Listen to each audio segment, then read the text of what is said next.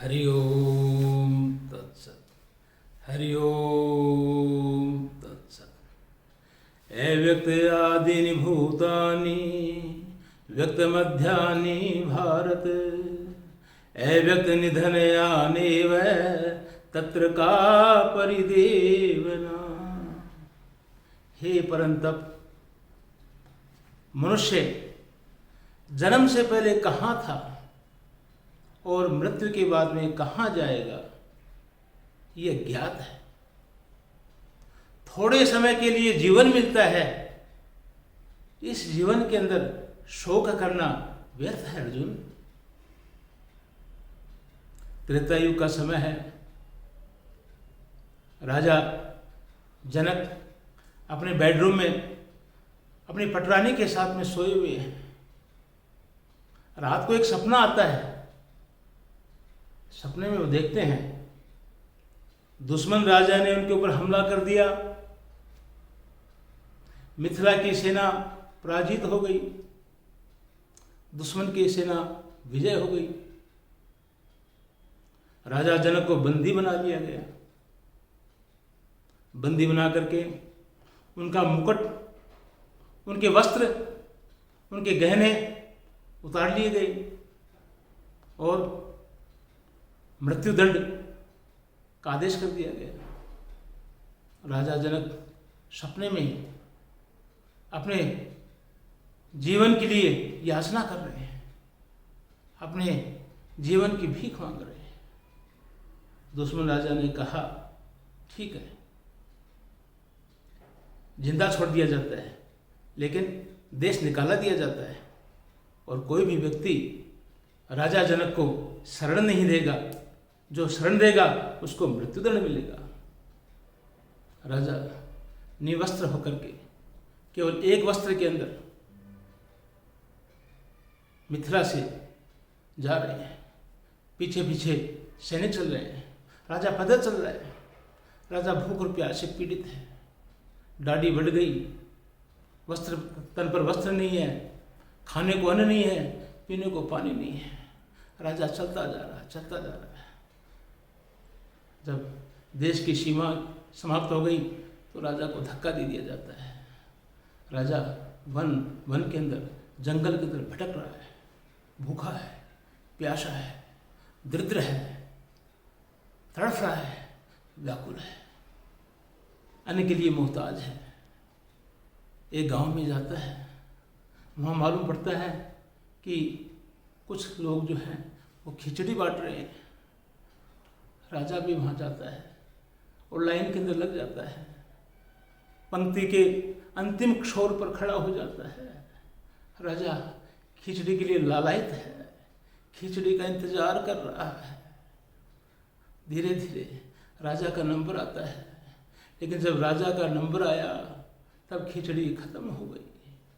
कर्मचारी ने कहा, खिचड़ी खत्म हो गई, आज खिचड़ी नहीं मिलेगी, कल आना, कल खिचड़ी मिलेगी। राजा जनक भिक्षुक बना हुआ है और भूखा है, भूख प्यासे तड़फ रहा है और कर्मचारी से कहता, मैं भूखा हूं, मेरे पर दया करो। कर्मचारी को दया आती है। कर्मचारी कहता है, खिचड़ी तो नहीं है, लेकिन बर्तन में जो खुरचन लगी हुई है, वो खुरचन जो खरोच करके एक कागज के अंदर, एक डोने के अंदर ला करके राजा जनक को देता है, भिक्षुक को देता है। भिक्षुक उस खिचड़ी को देख करके, उस खुरचन को देख करके बड़ा प्रसन्न है और एक पेड़ के नीचे बैठता है। ना कहता है कि ये खुरचन जो है जली हुई है, आँख कहती है कि खिचड़ी नहीं, ये खुरचन है, लेकिन पेट की अग्नि कहती है कि मेरी क्षुधा को शांत करो, मेरी क्षुधा को शांत करो। और खुरचन को जब खाने लगा तो हाय विधाता, दुर्भाग्य राजा का पीछा नहीं छोड़ रहा है। एक चील आती है, एक चील आती है और खुरचन को उड़ा करके ले जाती है।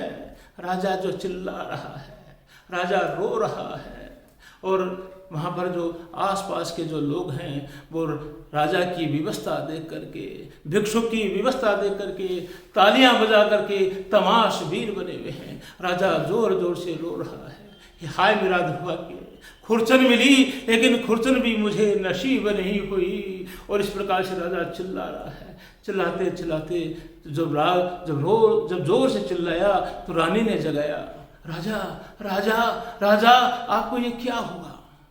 राजा की आंख खुलती है। राजा जो कहता है मैं कहाँ हूँ, मैं कौन हूँ, ये सब क्या है? रानी कहती है आप राजा जनक हैं, मैं आपकी रानी हूँ, ये आपका महल है, ये आपका बेडरूम है, ये आपका राज्य है। राजा को विश्वास नहीं हो रहा है, वह राजा विस्मित है। और राजा कहता है ये सच है या वो सच है, ये सच है या वो सच है। सुबह होती है, राजा पागलों की तरह से केवल एक ही बात चिल्लाता है, ये सच है या वो सच है। वैद्य आए, मंत्री आए, सबने नब्ज देखी, सबने थर्मामीटर लगाकर बुखार देखी, राजा की कोई बुखार नहीं है, राजा की नब्ज ठीक है, लेकिन राजा के ऊपर पागलपन सवार है। राज्य के सब कर्मचारी, मंत्रिमंडल, रानी सब चिंतित हैं, राजा को ये क्या हो गया, राजा को ये क्या हो गया।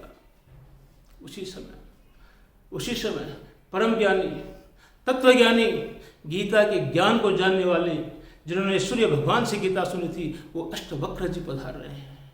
अष्टवक्र जी आए हैं। अष्टवक्र जी ने राजा की नब्ज देखी, राजा को इधर से देखा, राजा को उधर से देखा, राजा के पास में बैठे हैं और फिर राजा से कहते हैं राजा रात को क्या देखा? राजा कहते हैं रात को मैं भिक्षुक था, रात को मैं खिचड़ी मांग रहा था, मेरे को खुरचन मिली और वो खुरचन भी चीरे लेकर के चली गई और मैं चिल्ला रहा था।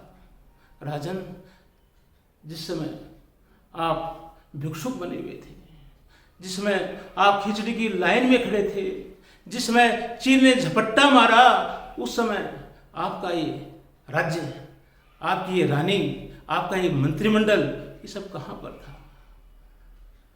राजा ने कहा उस समय कोई नहीं था, उस समय मैं अकेला था। अष्टवक्र जी ने कहा और अब जो है वो चील, वो खिचड़ी देने वाला कर्मचारी, वो सब कहाँ है? राजा ने कहा वो अब नहीं है, इस समय केवल मेरा राज्य है। जनक ने कहा कि वो तो मेरा सपना था और ये हकीकत है। अष्टवक्र ने कहा कि वो जो सपना था वो भी सच नहीं है, और ये जिसको तुम हकीकत मान रहे हो ये भी एक सपना है, वो भी सपना था राजा, और ये भी सपना था। जो एक काल में रहता है दूसरे काल में नहीं रहता, वो सत्य नहीं होता है। वो सपना था, तुम जो भिक्षुक थे वो सपना था, वो भी सत्य नहीं था, और ये तुम जो राजा बने हो ये राजा भी एक सपना है, ये भी सत्य नहीं है। तो जनक ने कहा हे अष्टवक्र जी, फिर सत्य क्या है? अष्टवक्र जी ने कहा जब आप भिक्षुक बने हुए थे तब आपका शरीर कहाँ पर था? मेरा शरीर राजमहल के अंदर बेड के ऊपर था। तो राजा, जिस समय आप भिक्षुक बने हुए थे उस समय आपकी आत्मा, आपका सूक्ष्म शरीर जो है वो विचरण कर रहा था। ये आपकी आत्मा जो है ये अजर है, ये अमर है, ये सनातन है, ये शाश्वत है। ये आत्मा, ये जो सूक्ष्म शरीर जो है ये सत्य है। इस आत्मा को परमात्मा में मिलाओ, यही सत्य है, इसी को सत्य कहते हैं, यही परम तत्व है। आज जनक जो है, राजा जनक से आज विदेहराज जनक बन गए हैं। जनक ने आत्मा को पहचान लिया है, आत्मा के दर्शन कर लिए हैं और आत्मा को परमात्मा से मिला लिया है। आज राजा जनक को गीता का ज्ञान हो गया है। आइए आज हम भी जो है राजा जनक से प्रेरणा लेकर के, अष्टवक्र जी से प्रेरणा लेकर के अपने जीवन को सत्यम शिवम सुंदरम बनाएं।